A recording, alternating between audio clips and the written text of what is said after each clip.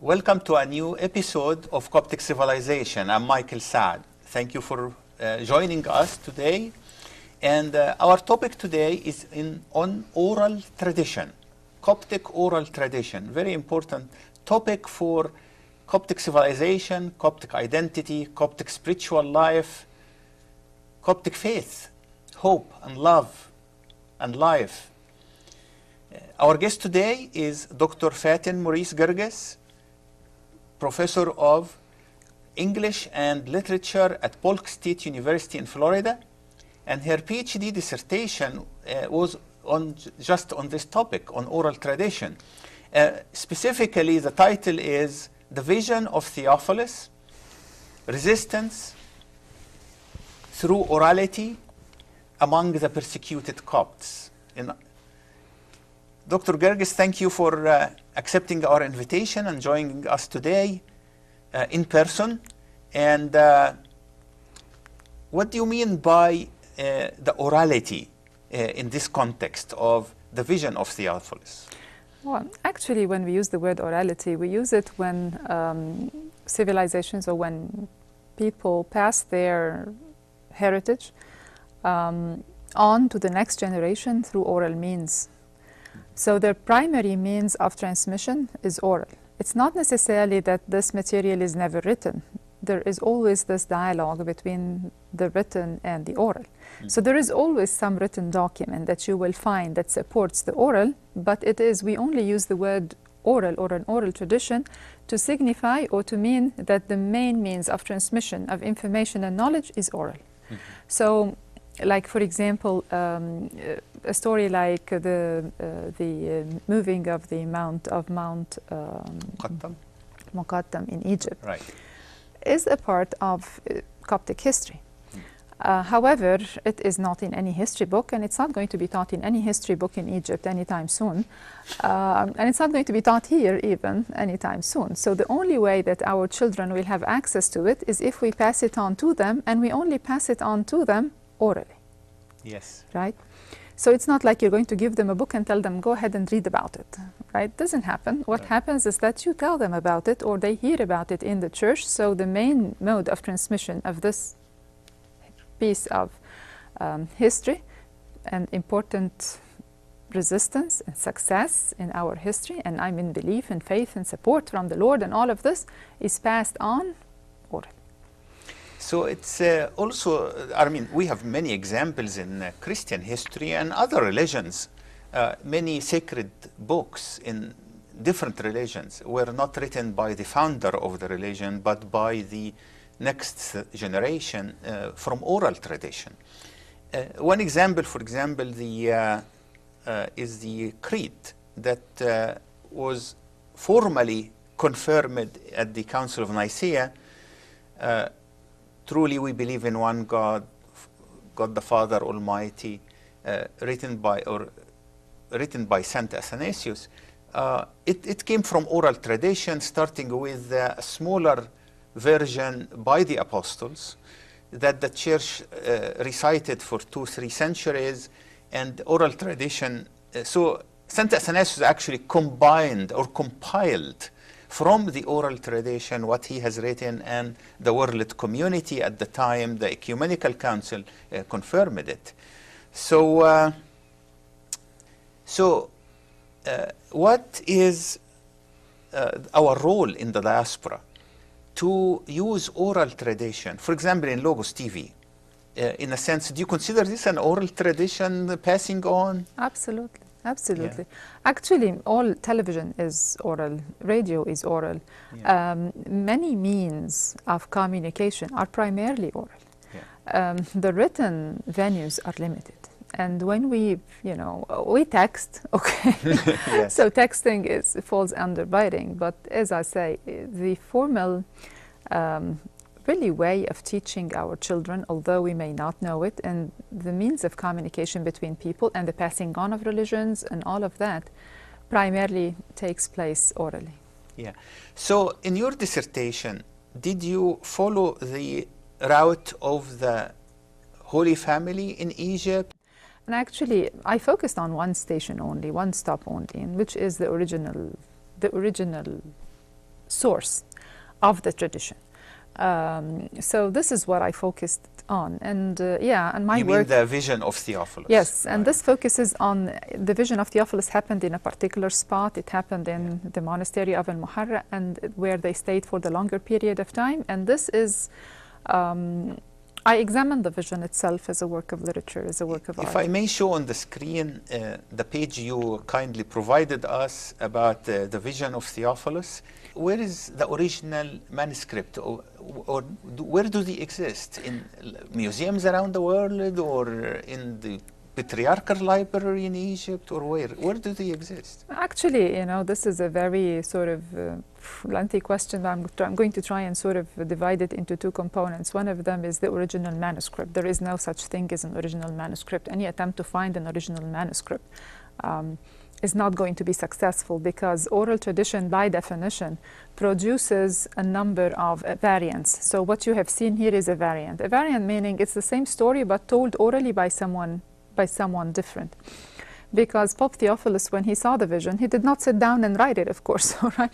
A second morning, he saw the vision of the Holy Virgin, and the second morning, she gave him some instruction that was very important at the time. And in the second morning, he had bishops and he had people who were waiting for him to do the service, to do the liturgy. And in the liturgy, in the sermon, he told them about the vision. So it was an oral narration. Mm-hmm. All right. Who sees a vision and comes the second day and writes it down? All right, and puts it in a document so it would be distributed? Doesn't. But people heard it, and one of those who heard it was basically his nephew, who is going to be the 26th Pope. And he is the one who, it is said, committed it to writing. He listened to it and he wrote it down. So we have this, and we have many other variants, meaning many people who heard the story and then wrote it at different times and at different periods. But again, its main mode of transmission was oral. And when it did happen, when the vision happened, it was meant to support the oral tradition that already existed. So it's not like we didn't know that the Holy Family visited and then we suddenly came to know through the vision, not at all. Mm-hmm. When the Pope visited that area, there was already a rich monastic life. There were 300 monks who came because this area was a source of blessing, and everybody knew that the Holy Family stayed there, and it attracted a whole ascetic community because of its history and of its tradition. Yes. The only thing that the Vision of Theophilus contributed to our knowledge, what did the Virgin Mary reveal to him that we did not know before, was actually the date of the visit. So the celebration was based upon the vision. Mm-hmm. She said that they came on the 25th of Tashans, I believe. Okay. So this is, it sort of falls around 1st of June. And this is when we celebrate the coming of Christ into Egypt. Right. This is at least looking, from looking today into retrospect, this is our first evidence of this date. Mm-hmm. But the fact that the visit was known, that the place was holy, that there was a church because the Holy Family stayed there, was common knowledge to everyone. Nice. Unfortunately, you translated that Vision of Theophilus into English language, which is first time ever, and luckily you, the viewers can buy it from Amazon.com for a small price of $3. as we see on the screen. If you go to Amazon.com and Google, word search Fatin, Maurice Guirguis, or the Vision of Theophilus, you will get this option. The Kindle edition is $2.99. And if you want to, this is a larger image of the translation book. And the next one is, you see the two options here for the Vision of Theophilus, the translation into English, and also the PhD dissertation of Dr. Guirguis on the Vision of Theophilus, Resistance Through Orality Among the Persecuted Copts.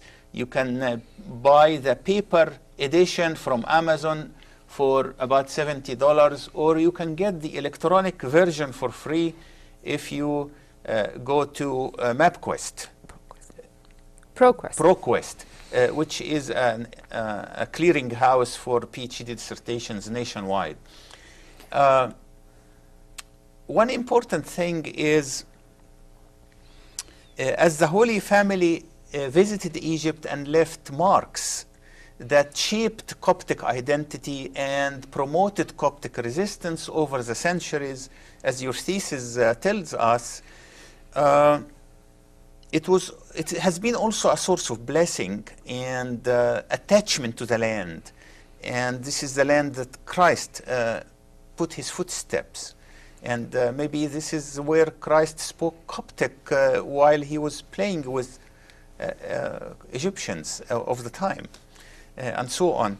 I'm glad also there are books on the subject, many books, but for the English viewer, English-speaking viewer, there is this excellent book, The Churches of Egypt, by Dr. Gaudat Gabra of Claremont Graduate University. And the book traces churches along the journey of the Holy Family, and it's half academic, half for laity. It's a good book to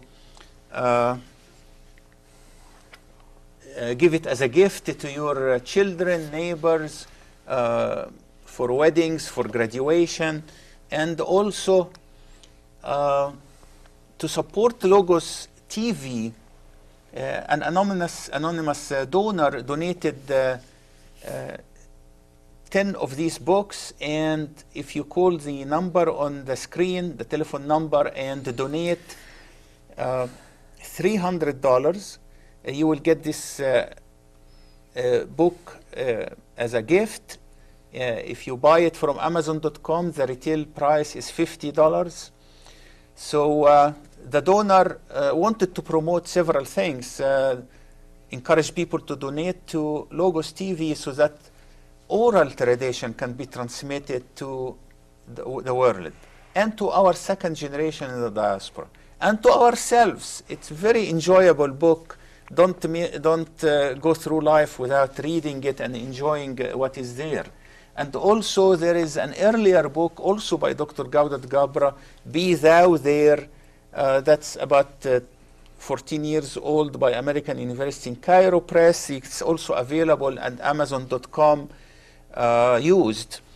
It also traces the steps of the Holy Family in Egypt. Be Thou There is the verse in the book of Matthew that the angel is telling St. Joseph, be thou there in Egypt until I tell you to return to Judea, because Herod is asking for the death of the child.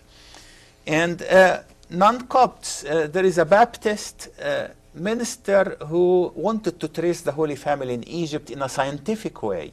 He went to Egypt, he spent years there photographing, asking the narrative, all the tradition, visiting all the wells that oral tradition says, where is the footsteps of Christ.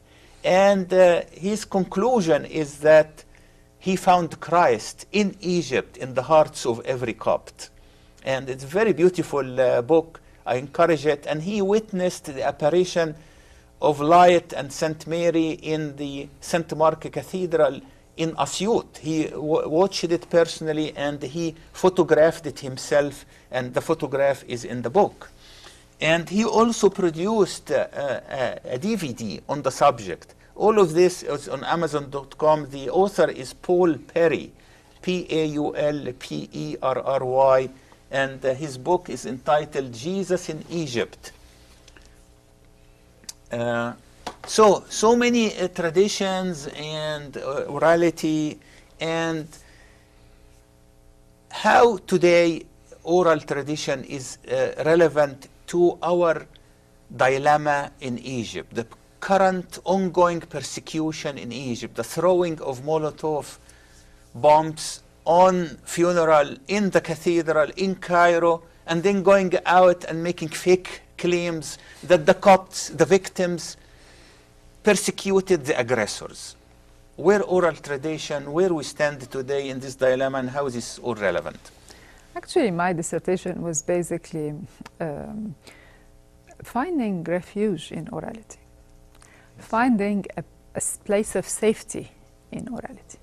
Unfortunately, writing provides a space for further persecution. So if you write a document in which you attack your attackers, it becomes evidence. But actually, orality is safe. You know, and that's why many cultures revert to it. They do not write, they keep their history, they keep their stories alive in their memory. And this is, orality draws its information from memory. So it becomes like, you know, carrying your own history within you. It can't be any safer, all right? Yes. Nobody can attack it, and at the same time, it builds you, because you have the solid foundation of knowing what has happened and passing it on to others. So orality in this sense is a great vehicle for resistance. We resist through maintaining these memories. And by the way, for example, in the Synaxarium, we use some couched language. You know, orality has the, because it's versatile, you know, I can tell you the story in many different ways. I can speak to you, for example, when I speak to you, and I can put symbols and I can put more meanings in my words than I actually mean, and you will understand me and I will understand you. Right. So, for example, I'm going to give you a simple example. When we talk about the word Al-Maharra, the monastery of Al-Maharra, right? The title carries the story of prosecution of the monastery, because the monastery was burnt at one time, all right? And only the altar survived.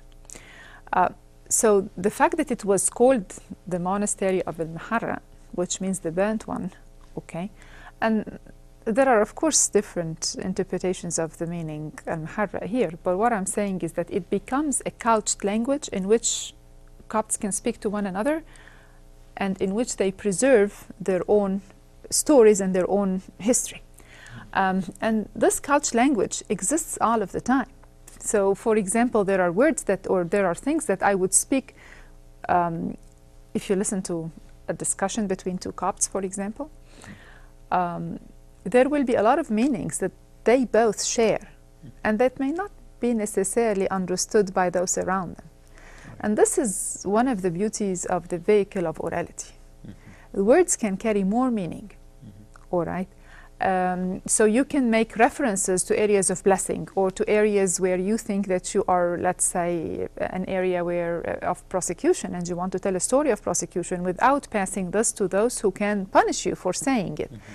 It is, as I said, a wonderful safe vehicle. It's a very rich vehicle, because in it, it carries lots of meanings, lots of symbols, lots of things that we understand, you know. And it enriches our life in this sense. Yeah. Now that we have been talking about the vision of Theophilus, who was patriarch from the year 385 until 412 AD, you told me he was entitled the Pharaoh of Egypt. Why is that, and what do we learn from that title or experience?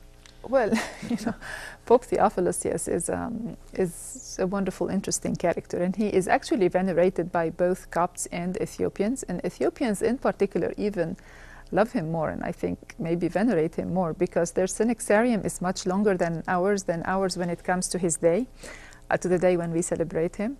And they have lots of stories about him and lots of stories sort of honoring him. And I think it has to do with the vision of Theophilus, because he experienced the vision, and for them, they have always seen the monastery at Al-Mahra and the church there as the second Jerusalem, because Christ has stayed there. Yeah. Really, you know, Yeah. it's why was he known as the Pharaoh of Egypt? He was known as the Pharaoh of Egypt because he liked to build buildings. He liked to build big churches. So actually it's a civilized description, not he was a dictator. Well, well, you know, it's not, I don't think he was a dictator, or, I mean, there are different interpretations of his character and different studies of the events of his life, and like everyone else, not everybody's going to think of him, you know, no, he was never idealized, and at the same time, he was never really completely demonized. Yeah. But like any other pope and any other individual, we don't believe in the infallibility of the pope. We believe that they were human beings who had errors, and so, you know, the evaluation of his life depend upon the scholars. But anyway, he was known in this particular instance because he built because he liked to build. He actually came to a lot of money through the emperor, who became a Christian at the time, and the emperor told him that he can use the fortunes that he finds in the pagan temples on building churches. Yeah, that's very good. We are really thankful for your accepting our invitation to speak to us today about orality and oral tradition, and how it enriches communities and individuals and families and the Church of God, and how this is both biblical and also apostolic, and also we meet it every day in our life.